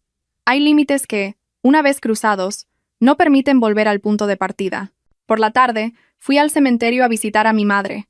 Me paré frente a su tumba y le conté todo, como solía hacer cuando tenía problemas. Mamá, le dije en voz baja, he intentado vivir con decencia. No sé si lo que he hecho es completamente correcto, pero no me he quedado callada. El viento soplaba suavemente entre los árboles, las hojas susurraban, y sentí que mi corazón se calmaba. Quizás la paz no viene de que todos te entiendan, sino de entender claramente lo que has hecho. Al volver a casa, empecé a organizar mis cosas personales. Los objetos que había traído de la casa de mi marido los apilé en un rincón. Algunos decidí conservarlos, otros los tiré. Al coger una chaqueta que Javier me había regalado, me quedé sentada mucho tiempo. Finalmente, la doblé y la metí en una bolsa para donarla. No quería llevar conmigo recuerdos que me hicieran dudar. Mi padre me observaba sin intervenir. Solo cuando terminé, dijo, «¿Estás lista para una nueva etapa?» Sonreí. Yo también lo creo. Una noche, Antonio vino a casa. Traía noticias frescas. El juicio está previsto para el próximo mes. Elena, serás citada como parte implicada. Es posible que tengas que enfrentarte directamente a Isabel y a Javier. Asentí. Lo sé. Estaré preparada. Antonio me miró, con un atisbo de sorpresa. Estás más tranquila de lo que pensaba. Respondí en voz baja, porque ya no estoy huyendo. Al caer la noche, me paré en el porche mirando el cielo estrellado. Sabía que el camino por delante seguía siendo difícil. El juicio, la opinión pública, los rumores que no cesarían, pero esta vez no me sentía sola. Tenía a mi padre. Tenía la verdad y me tenía a mí misma. Cerré la puerta, apagué la luz y me dije en silencio. Pase lo que pase mañana, seguiré adelante con mis propios pies, sin depender de nadie, sin agachar la cabeza. El día que recibí la citación oficial del tribunal, estaba pelando fruta para mi padre. El papel era fino, las letras claras, pero al tenerlo en la mano, sentí un escalofrío. Aunque ya estaba preparada mentalmente, ese momento me hizo darme cuenta de que todo pasaba a una nueva fase. Ya no eran investigaciones, declaraciones o suposiciones, sino un juicio público ante la ley y muchas personas. Mi padre vio el papel en mi mano, pero no preguntó de inmediato. Dejó el cuchillo lentamente, se secó las manos y luego dijo, «¿Qué día?» A principios de la semana que viene, mi padre asintió. Su mirada se ensombreció. «Entonces, estos días descansa bien. Un tribunal no es un lugar agradable». Sonreí, un poco forzada. «Lo sé, pero ya no tengo miedo». Mi padre me miró durante mucho tiempo y luego suspiró. «Sí, te veo diferente». Los días de espera hasta el juicio, vivía a un ritmo más lento de forma deliberada. Me levantaba temprano, paseaba por el barrio, por la tarde ayudaba a mi padre con la limpieza, y por la noche leía o escuchaba música en silencio. Ya no evitaba pensar en Isabel o Javier, pero tampoco dejaba que esas imágenes me atormentaran. Me dije que mi tarea ahora no era culpar, sino mantenerme firme. Antonio pasó por casa 2 veces para darme instrucciones. Me explicó detalladamente el procedimiento del juicio, las preguntas que podrían hacerme e incluso situaciones inesperadas. Escuché con mucha atención, no por miedo, sino porque quería estar lúcida, sin dejar que las emociones me arrastraran. Elena dijo a Antonio antes de irse, «Recuerda, cuando te pregunten, solo di la verdad. Si sientes que no puedes responder, pide permiso». Asentí, «Sí, lo haré». La noche antes del juicio apenas dormí. No por pánico, sino porque en mi cabeza aparecían muchos recuerdos. El día de la boda, el día que me mudé con ellos. Las cenas que parecían cálidas. Las veces que me convencí a mí misma de que mi suegra solo era estricta, que mi marido solo era desatento, pero no malo. Me di cuenta de que lo más doloroso no era la traición, sino darme cuenta de que me había engañado a mí misma durante demasiado tiempo. Esa mañana me puse ropa sencilla de colores neutros. Mi padre me llevó. En el coche no habló mucho, solo dijo, tómatelo como algo que hay que hacer, nada más. Frente al tribunal vi a Javier. Estaba solo, demacrado, con la mirada hundida. A Isabel la llevaron los agentes después. Parecía haber envejecido mucho desde la última vez que la vi. Su pelo estaba más canoso, sus hombros encogidos. Ya no tenía ese aire de firmeza habitual. En ese momento, mi corazón se encogió. No sentí satisfacción ni regocijo, solo una tristeza muy profunda. Cuando comenzó el juicio, el ambiente en la sala era tenso como una cuerda de violín. Me senté en el banquillo de las partes implicadas, con las manos sobre las rodillas, la espalda recta. Cuando me llamaron, me levanté y subí al estrado. Las luces me daban directamente en la cara. Me preguntaron sobre esa mañana. Relaté cada detalle, con voz firme. Al mencionar el momento en que vi a Isabel rociar la solución en el coche, se me hizo un nudo en la garganta, pero continué. No la miré, pero sabía que tenía la cabeza gacha. El abogado de la otra parte me interrogó con un tono incisivo. ¿Está segura de que fue un acto intencionado para causar daño o simplemente un malentendido? Respiré hondo. No me atrevo a especular sobre los motivos. Solo digo lo que vi, y el informe pericial ha demostrado que esa solución era peligrosa. En ese momento, oí murmullos a mi alrededor, pero no les presté atención. Me concentré en mantenerme erguida y hablar con claridad, sin adornos. Cuando fue el turno de declarar de Isabel, me senté, entrelazando las manos. Su voz temblaba, a veces alta, a veces baja. Habló de su preocupación por su hijo, de su miedo a perderlo, de su ira hacia mí. Lloró mucho. En un momento dado, se giró para mirarme, con una expresión que era a la vez de reproche y de súplica. Bajé la cabeza, no por debilidad, sino porque sabía que si la miraba directamente, no podría mantener la calma necesaria. A Javier lo llamaron después. Dijo que no lo había hecho directamente, que no pensaba que su madre llegaría tan lejos. Pero cuando el fiscal presentó los mensajes y las pruebas que demostraban que él sabía de la manipulación del coche, guardó silencio. Ese silencio fue más pesado que cualquier confesión. El juicio duró casi todo el día. Cuando el juez suspendió la sesión para deliberar, me sentí completamente agotada. Mi padre me cogió la mano y la apretó suavemente. Lo has hecho bien. El momento de la sentencia lo escuché con claridad, pero a la vez como si estuviera muy lejos. Isabel fue condenada a una pena de prisión acorde con el delito de poner en peligro a otra persona. Javier fue considerado responsable solidario. Recibió una sentencia suspendida y una multa de indemnización civil. Cada número, cada artículo que resonaba, era como poner un punto final. Cuando todos se iban, a Isabel la llevaron y pasó a mi lado. Se detuvo y me miró durante mucho tiempo. Elena me llamó, con la voz ronca. Yo. Lo siento. Me quedé quieta. Tenía muchas cosas que decir, pero al final solo respondí, espero que se cuide. No porque la hubiera perdonado por completo, sino porque no quería seguir cargando con el rencor. Javier estaba en los escalones del tribunal, viendo cómo se llevaban el coche que transportaba a su madre. Cuando pasé a su lado, dijo en voz baja, Elena, estoy en deuda contigo. Me detuve un momento. Javier, cada uno paga el precio de sus elecciones. Solo espero que a partir de ahora vivas con decencia. Dicho esto, seguí caminando sin mirar atrás. De vuelta a casa, mi padre conducía más despacio de lo normal. Miré por la ventanilla. La ciudad seguía siendo ruidosa, el tráfico denso, como si mi historia fuera solo un grano de arena en el flujo de la vida. De repente me sentí ligera, una ligereza que viene después de un agotamiento extremo. Al llegar a casa, me cambié de ropa, me lavé la cara y me senté a cenar con mi padre. La cena era muy sencilla, pero comí con más apetito que en muchos días. Mi padre me miró y sonrió levemente. Se acabó, hija. Asentí. Sí, un capítulo se ha acabado. Esa noche, me acosté sin dar vueltas en la cama. Sabía que por delante había otras dificultades. El trabajo, el futuro, heridas que aún no habían cicatrizado, pero al menos había superado la tormenta más grande de mi vida sin perderme a mí misma. Cerré los ojos, pensando en silencio que al día siguiente empezaría de nuevo, no desde cero, sino desde todo lo que había aprendido. Tras el juicio, no sentí el alivio completo del que la gente suele hablar. El fin de un caso no significa el fin de sus ecos. Es como cuando deja de llover. El suelo sigue mojado, el aire huele a humedad, y el corazón necesita tiempo para acostumbrarse de nuevo al sol. Volví a mi rutina con mi padre, pero en mí había cambios muy claros, silenciosos pero firmes. A la mañana siguiente, me levanté temprano para prepararle el té a mi padre. Él estaba sentado junto a la ventana. El sol iluminaba su pelo, ya muy canoso. ¿Qué piensas hacer hoy?, preguntó con voz tranquila. Buscar un trabajo nuevo, respondí. No quiero estar parada mucho tiempo. Mi padre asintió. Bien, es bueno que decidas por ti misma, pero recuerda, todo a su debido tiempo. Sonreí. Entendí lo que quería decir. No dudaba de mi capacidad, sino que temía que me exigiera demasiado. Solía ser así, aguantando demasiado para mantener un hogar que ya no lo era. Empecé a enviar mi currículum, no a muchos sitios, solo a algunos que se ajustaban a mi experiencia. No elegí trabajos que requirieran una competencia feroz, ni tampoco algo demasiado relajado. Quería un entorno lo suficientemente ocupado para no perderme en mis pensamientos, pero también lo suficientemente amable para no tener que estar siempre a la defensiva. Mientras esperaba respuestas, dediqué tiempo a reorganizar mi vida.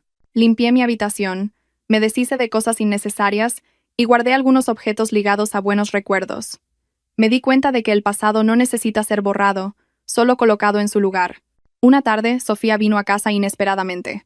Abrí la puerta y me sorprendió verla allí con aspecto cansado. Elena dijo en voz baja, ¿puedo pasar a hablar un momento? Miré a mi padre, quien asintió levemente y se retiró, dejándonos espacio. Sofía se sentó, con las manos entrelazadas. Pronto tendré que cumplir una sanción administrativa por ocultar información. No es grave, pero suficiente para que pierda mi trabajo. Escuché en silencio. Ella suspiró. No espero que me comprendas. Solo quiero decir que he entendido el precio del silencio. La miré y respondí lentamente. Ya no te guardo rencor, pero tampoco puedo volver a ser como antes. Hay relaciones que, una vez rotas, es mejor dejarlas así. Sofía asintió, con los ojos enrojecidos. Lo entiendo. Se levantó e inclinó la cabeza. Te deseo paz. Cuando se fue, me quedé sentada mucho tiempo. Mi corazón ya no se sentía tan pesado. No porque hubiera olvidado, sino porque había dejado de esperar que los demás fueran como yo deseaba.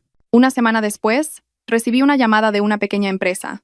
Me invitaron a una entrevista. El día de la entrevista, me vestí de forma sencilla. Entré en la sala y respondí a cada pregunta con sinceridad. No oculté que acababa de pasar por una crisis, pero no entré en detalles. Solo dije, he aprendido a asumir la responsabilidad de mis elecciones. La persona que me entrevistaba me miró y asintió. Necesitamos gente así. Salí con una rara sensación de paz. Aunque aún no tenía una respuesta oficial, sabía que iba por el buen camino. Esa noche, mi padre preparó mi plato favorito. Comimos lentamente. ¿Piensas mudarte a vivir sola?, preguntó mi padre.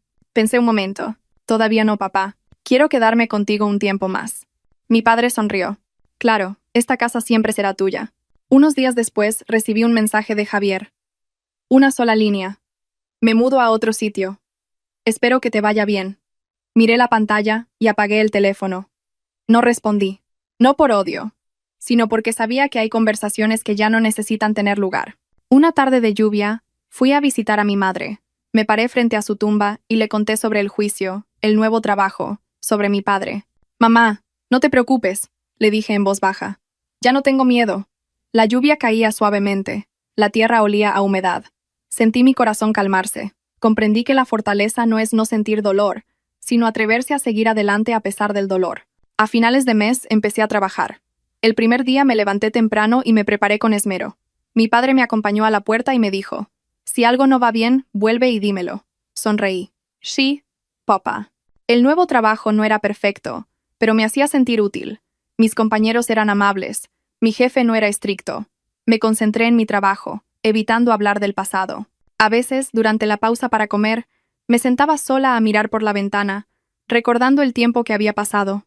Ya no sentía miedo, solo la sensación de haber superado una larga y agotadora cuesta. Una noche, mientras recogía la cocina con mi padre, él dijo de repente, Elena, si en el futuro conoces a alguien nuevo, no te precipites por miedo a la soledad. Sonreí levemente. Lo entiendo. Esta vez, elegiré con la cabeza fría. Mi padre asintió, con una mirada de alivio. Esa noche, me senté a escribir sobre todo lo que había vivido. No para lamentarme, sino para recordarme a mí misma cómo me había levantado. Sabía que por delante había 2 partes más de la historia de mi vida, y cada una requeriría un valor no menor al que ya había demostrado. Cerré el cuaderno, apagué la luz, mi corazón mucho más tranquilo. Ya no era la mujer que solo sabía aguantar para mantener las apariencias. Era Elena, una mujer que había aprendido a vivir siendo honesta consigo misma. Los días de trabajo y la nueva rutina pasaron sin sobresaltos, pero fueron suficientes para sentir un cambio claro en mí. Por la mañana, me levantaba temprano para prepararle el té a mi padre, y luego me iba a trabajar. Por la noche, volvíamos a cenar juntos, veíamos las noticias y hablábamos de cosas triviales. Una vida tan normal que, si no fuera por las pesadillas que a veces me despertaban, habría pensado que nada de aquello había ocurrido. En la nueva empresa, no hablé mucho de mi pasado. Mis compañeros solo sabían que estaba divorciada y vivía con mi padre. No eran demasiado curiosos, quizás porque cada uno tiene su propia historia. Me concentré en mi trabajo, aprendiendo lo que me faltaba. Cada vez que terminaba una tarea me sentía un poco más fuerte, como si estuviera reconstruyendo los cimientos que se habían derrumbado. Un mediodía recibí un mensaje de Antonio. Elena, la sentencia es firme. Todos los procedimientos han concluido. Miré esas palabras durante mucho tiempo. Concluido. Una palabra corta, pero detrás de ella había toda una etapa de mi vida. Le respondí, gracias, Antonio. Y nada más. Ya no sentía la necesidad de añadir nada. Esa tarde, justo cuando salía del trabajo, me llamó mi padre. Su voz sonaba extraña, un poco ronca. Elena, ¿puedes volver pronto? Estoy un poco cansado. Mi corazón se encogió. Pedí salir antes y corrí a casa. Mi padre estaba sentado en el sofá, pálido. Me asusté. Papá, ¿qué te pasa? Te llevo al hospital. Él hizo un gesto con la mano. No es nada, seguro que es porque he dormido poco estos días. Siéntate aquí. Me senté a su lado y le cogí la mano. Estaba más delgada que antes. De repente, me di cuenta de que mientras yo estaba sumida en mi propia crisis, mi padre había soportado mucho en silencio. Elena dijo lentamente, ya no soy joven. Solo espero que vivas en paz. Bajé la cabeza. Lo siento por haberte preocupado tanto. Él negó con la cabeza. No tienes que disculparte. Solo quiero recordarte una cosa. No cierres tu corazón por lo que ha pasado, pero tampoco te precipites por miedo a la soledad. Asentí. No era la primera vez que me lo decía, pero esta vez lo escuché con total claridad. Esa noche, me acosté a su lado, escuchando su respiración regular. Un miedo vago se apoderó de mí, el miedo a que un día, la persona que siempre había estado a mi lado se debilitara. Comprendí que, después de todas las pérdidas, lo más valioso que me quedaba era mi padre. Unos días después recibí una carta manuscrita. El remitente era una prisión. Supe de inmediato de quién era. Me temblaron un poco las manos al abrir el sobre. La letra familiar, un poco inclinada, ya no tan nítida como antes. Elena, sé que no tengo derecho a escribirte, pero aún así quiero pedirte perdón, una vez más, aunque sea tarde. En el tiempo que llevo aquí, he tenido mucho tiempo para pensar. He pensado en lo que hice, en tu mirada aquel día. He confundido el amor con la posesión. Tenía tanto miedo de perder a mi hijo que olvidé que tú también eres una persona, con una vida, con derecho a ser protegida. No espero que me perdones, solo espero que vivas bien, que no cargues con el rencor, porque el rencor amarga la vida. Si es posible, algún día, haz como si nunca hubiera aparecido en tu vida. Tu suegra. Doblé la carta y me quedé sentada mucho tiempo. No lloré, ni me sentí aliviada. Solo una tristeza profunda y un gran cansancio. Isabel había sacrificado el resto de su vida por el miedo a perder a su hijo. No sabía si llamarlo maldad o tragedia. Quizás ambas cosas. No respondí a la carta. No por odio, sino porque no sabía qué decir. Hay distancias que ni el perdón más sincero puede salvar. Un fin de semana por la noche, mientras reorganizaba la estantería, sonó el teléfono. Un número desconocido. Estuve a punto de no contestar, pero al final lo hice. ¿Elena? La voz al otro lado era vacilante. Soy Javier. Guardé silencio un segundo. ¿Necesitas algo? Yo. Solo quería preguntar por tu padre. He oído que no estaba bien. Respondí escuetamente. Ya está mejor. Ah, me alegro. Dudó. Elena, me voy al extranjero a trabajar. Puede que tarde mucho en volver. No me sorprendió. Quizás era su forma de escapar de todo. Que te vaya bien. Él se rió con tristeza. Tú siempre eres así, tranquila y decidida. Creo que desde el principio el que no te merecía era yo. No respondí, no porque no tuviera nada que decir, sino porque no quería alargar una conversación que ya no tenía sentido. Al colgar miré por la ventana. La noche estaba tranquila. De repente, me di cuenta de que ya no sentía la necesidad de demostrarle nada a nadie. Los días siguientes pasé más tiempo con mi padre. Lo llevé a sus revisiones, le cociné sus platos favoritos y paseamos juntos por el parque por las tardes. Verlo sonreír me llenaba de una extraña calidez. Resulta que la felicidad no es tener más, sino conservar lo que de verdad importa. En la empresa, me dieron nuevas responsabilidades. Sentí un poco de presión, pero también que confiaban en mí. Aprendí a equilibrar el trabajo y la familia, a no agotarme como antes. Comprendí que si yo caía, el más triste sería mi padre. Una noche, me senté a escribir en mi diario. Escribí sobre el camino recorrido, sobre los errores, los miedos, las decisiones difíciles. Le escribí a mi yo del pasado. Lo has conseguido. No te has quedado callada. Al cerrar el cuaderno, me sentí mucho más en paz. Sabía que por delante había otros desafíos, pero después de todo, había aprendido algo importante. La paz no viene de evitar las tormentas, sino de tener el valor de atravesarlas sin perder la dignidad y el respeto por una misma. Apagué la luz, me acosté, escuchando el viento soplar afuera. En la oscuridad, sonreí muy levemente. El camino por delante era largo, pero ya no tenía miedo de andarlo sola. La temporada de lluvias de ese año llegó antes de lo habitual. Los primeros aguaceros de verano caían de repente, repiqueteando en el tejado y manteniendo siempre húmedo el pequeño patio de mi padre. Me acostumbré a abrir la puerta cada mañana, a respirar el olor a tierra mojada, a preparar el té y a despertar a mi padre. La vida transcurría lenta y regularmente, como un río que, tras pasar por los rápidos, encuentra un remanso de paz. La salud de mi padre ya no era la de antes. No lo decía, pero yo lo notaba claramente. Se cansaba a menudo, a veces se quedaba absorto en mitad de una conversación. Un día se olvidó de apagar el fuego.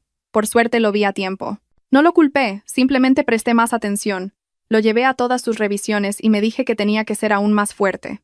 Una tarde, al salir del trabajo, pasé por el mercado a comprar pescado fresco. La pescadera me miró, dudó, y luego preguntó: «¿Eres Elena, verdad?» Asentí. Ella suspiró. «Pobre niña. El otro día oí a la gente hablar de lo tuyo. Bueno, lo importante es vivir con decencia». Sonreí, sin tristeza ni alegría. Me di cuenta de que los rumores ya no me herían como antes. Lo que pasó, lo correcto y lo incorrecto, ya lo había decidido un tribunal, y mi corazón también tenía su propia respuesta. Esa noche, le preparé a mi padre su plato favorito. Comió despacio, pero se lo terminó todo. Dejó los cubiertos y me miró, su voz más grave de lo normal. «Elena, tengo que hablar contigo». Me sobresalté un poco. «Dime, papá». Guardó silencio un momento, como sopesando sus palabras. «He ahorrado un poco de dinero. No es mucho, pero suficiente para que tengas algo. Quiero poner a tu nombre el terreno que hay detrás de la casa». Me quedé de piedra. «Papá, no lo necesito. Guárdalo para tu vejez». Él negó con la cabeza. «Ya soy viejo, no sé cuánto tiempo más estaré contigo. Eres mi hija. No voy a dejar que te quedes sin nada». El corazón se me encogió. «No digas eso, papá, te necesito mucho tiempo más». Él sonrió con ternura. «Claro, yo también quiero quedarme, pero la vida es impredecible. Acéptalo, para que me quede tranquilo». Esa noche no pude dormir. Me quedé escuchando la lluvia, con el corazón apesadumbrado. Comprendí que mi padre no solo se preocupaba por mi futuro, sino que también se estaba preparando para el día en que ya no tuviera fuerzas para protegerme. Esa idea me dolió en el pecho. Unos días después, Antonio vino a casa. Traía los papeles para el cambio de nombre. Miró a mi padre y luego a mí, y dijo lentamente: «Elena, tu padre hace bien en pensar en ti, no lo rechaces. Pero también te digo la verdad, deberías empezar a pensar en tu futuro a largo plazo. No en casarte, sino en vivir de forma independiente y sólida». Asentí. «Sí, lo entiendo». Antonio se quedó un rato más, y de repente dijo: «Ah, por cierto, un conocido mío está organizando un grupo de apoyo para mujeres que han sufrido violencia psicológica y familiar. Necesitan a alguien que comparta su experiencia, no para lamentarse, sino para ayudar a otras a atreverse a hablar. He pensado en ti». Guardé silencio. La idea me asustaba y me confundía a la vez. «¿Crees que podré hacerlo?» Antonio me miró durante mucho tiempo. «Ya has hecho lo más difícil. El resto es solo cuestión de si te atreves a creer en tu propio valor». Lo pensé durante varios días. Finalmente, acepté intentarlo. La primera sesión tuvo lugar en una pequeña sala. No había mucha gente, solo una docena de mujeres de todas las edades, algunas con la cabeza gacha, otras con los ojos enrojecidos. Cuando me tocó hablar, me temblaban un poco las manos. No conté mucho, ni lo hice de forma dramática. Solo hablé de cómo el silencio casi me cuesta la vida, y cómo hablar me salvó. Cuando terminé, la sala quedó en silencio, y luego una mujer de mediana edad rompió a llorar. Dijo: «Pensaba que solo a mí me trataban con tanto desprecio». En ese momento comprendí por qué había tenido que pasar por todo aquello, no para vengarme, no para demostrar nada, sino para que otra persona supiera que no estaba sola. Al volver a casa se lo conté a mi padre. Escuchó con mucha atención y luego asintió. «Haces bien. No se vive solo para una misma». Sonreí. «Pero primero vivo para ti, papá». Él se rió. Una risa ronca pero cálida. «Claro, soy el número 1». Una noche, mientras doblaba la ropa, recibí un mensaje de un número desconocido. «Elena, soy la mujer que se sentó al fondo el otro día. Quería darte las gracias. He solicitado el divorcio». Miré la pantalla y de repente se me llenaron los ojos de lágrimas. No de tristeza, sino de una profunda emoción. El tiempo pasó, mi trabajo se estabilizó. Me ofrecieron un nuevo puesto, con más presión, pero también más oportunidades. Ya no temía a los desafíos. Sabía que aunque tropezara, podría levantarme. Una tarde, fui con mi padre al parque cercano. Él se sentó en un banco. Yo paseaba lentamente a su lado. Me miró y dijo, como si se le escapara: «Elena, me alegro de que hayas vivido con rectitud». Le cogí la mano, delgada pero cálida. «Y yo me alegro de no haberme rendido nunca». De vuelta a casa, el sol de la tarde se extendía por la calle, dorado y suave. De repente, me di cuenta de que mi felicidad ahora no era ruidosa ni ostentosa, pero era muy real. Venía de la paz interior, de despertarme cada mañana sin miedo, sin agachar la cabeza. Esa noche, escribí una cosa más en mi diario. Escribí: «Hay cicatrices que nunca desaparecen, pero nos recuerdan que hemos sobrevivido». Cerré el cuaderno, exhalando suavemente. Sabía que solo quedaba una parte más para cerrar este largo viaje, no con lágrimas, sino con gratitud. La temporada de lluvias pasó muy lentamente, dejando tras de sí escasos rayos de sol que se colaban por las ramas de los árboles frente al porche. Me senté junto a la ventana, observando la última gota de agua caer del tejado y disolverse en el suelo de baldosas viejas. La sensación que tenía en ese momento ya no era de espera ni de nerviosismo, sino una calma muy profunda, como si después de un largo viaje, finalmente hubiera llegado a un tramo del camino donde se puede caminar sin prisa. Mi padre dormía la siesta en su habitación. Últimamente su sueño era ligero, pero hoy parecía más tranquilo. Le eché una manta fina por encima y me quedé mirando su rostro, marcado por el paso del tiempo. De repente pensé que, si no hubiera sido por aquel suceso, quizás seguiría siendo una nuera sumisa, una esposa que aguantaba, y quizás mi padre habría tenido que despedirme en un frío funeral. Al pensar en ello, me estremecí, y me reprendí por dejar que esos pensamientos volvieran. El pasado ya había pasado. Por la tarde recibí un mensaje de Antonio. Solo una línea. «Elena, todos los trámites han finalizado. Puedes considerar cerrado este capítulo». Lo leí y dejé el teléfono. No respondí de inmediato. Quería tomarme unos minutos para sentir plenamente lo que significaba cerrar un capítulo. No era olvidar, sino ya no ser arrastrada de vuelta. Esa noche, preparé una cena sencilla: sopa de verduras, pescado guisado y unas aceitunas que le encantaban a mi padre. Cuando terminó de cenar, me miró durante mucho tiempo.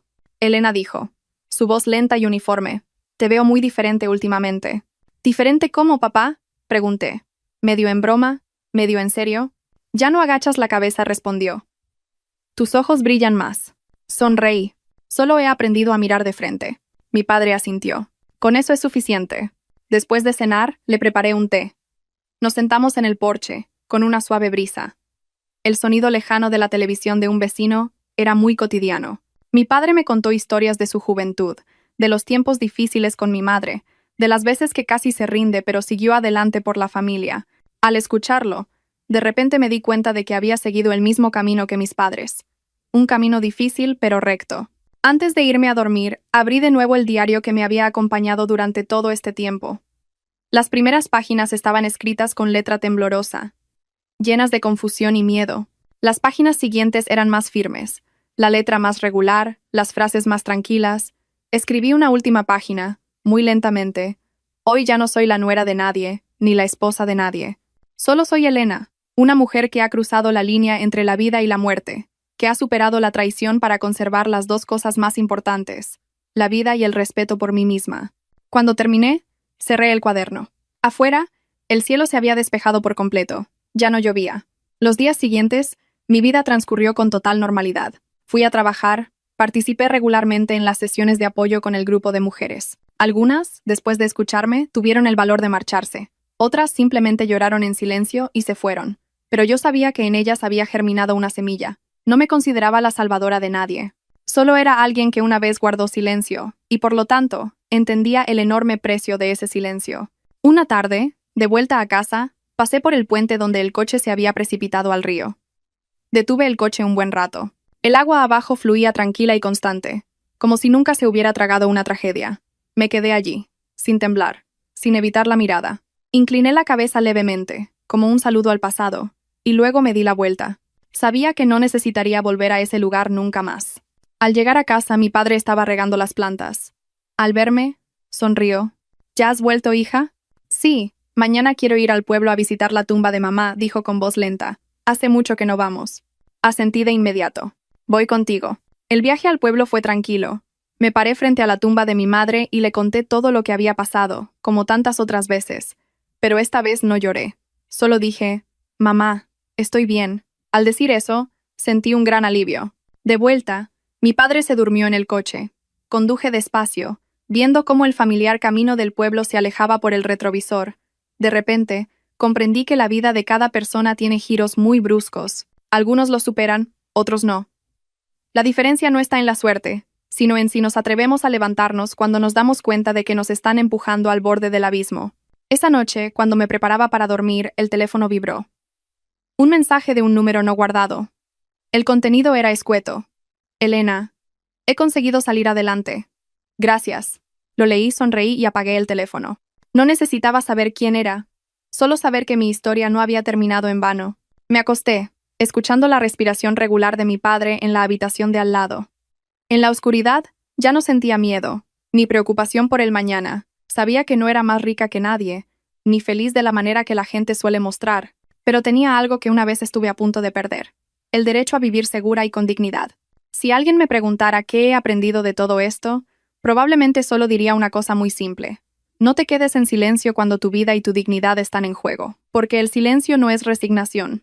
A veces es el primer paso hacia la tragedia. Afuera, un nuevo día estaba comenzando. Cerré los ojos, respirando profundamente. Por primera vez en muchos años, dormí de un tirón, sin pesadillas, sin sobresaltos. Mi viaje terminaba aquí, pero la vida continuaba, de una manera tranquila, digna y sin agachar más la cabeza. La historia de Elena concluye, pero la lección que deja no termina en la última página. Porque ahí fuera, en la vida real, todavía hay muchas personas viviendo en silencio, aguantando, en relaciones donde se les exige resignación para mantener la paz, agachar la cabeza para mantener una familia, sacrificarse a sí mismas a cambio de 2 palabras: estabilidad. Pero a veces, el precio del silencio no son solo lágrimas, sino la vida, la dignidad y el futuro. La mayor lección de esta historia no reside en la venganza, ni en la sentencia o el destino de nadie. Reside en el momento en que Elena eligió hablar. Eligió ponerse del lado de la verdad, aunque tuviera que pagar con su matrimonio, su reputación y muchas heridas. La vida nos enseña que la resignación solo tiene sentido cuando no nos mata, cuando el silencio se convierte en miedo, cuando aguantar se vuelve peligroso. Entonces hablar ya no es una opción, sino una obligación hacia una misma. En la vida, todos podemos encontrarnos con personas que, bajo el nombre de familia, de seres queridos, nos tratan con egoísmo, control e insensibilidad. En ese momento, lo más importante no es preguntarse qué pensarán los demás de nosotros, sino si seguimos viviendo de acuerdo con nuestra conciencia y nuestra propia seguridad. Una mujer fuerte no es la que más aguanta, sino la que sabe detenerse a tiempo. Esta historia también nos recuerda algo muy profundo. No sacrifiques tu vida y tu dignidad para mantener una relación podrida. No enseñes a tus hijos que la resignación es una virtud cuando esa resignación protege al malvado. Y nunca consideres el silencio de la víctima como consentimiento. Si te encuentras en una situación como la de Elena, recuerda, no eres débil por hablar, solo te estás salvando a ti misma. Y si eres un espectador, por favor no juzgues demasiado rápido, porque a veces, una persona ha tenido que sacrificar toda una vida de paz para tener el valor de abrir la boca.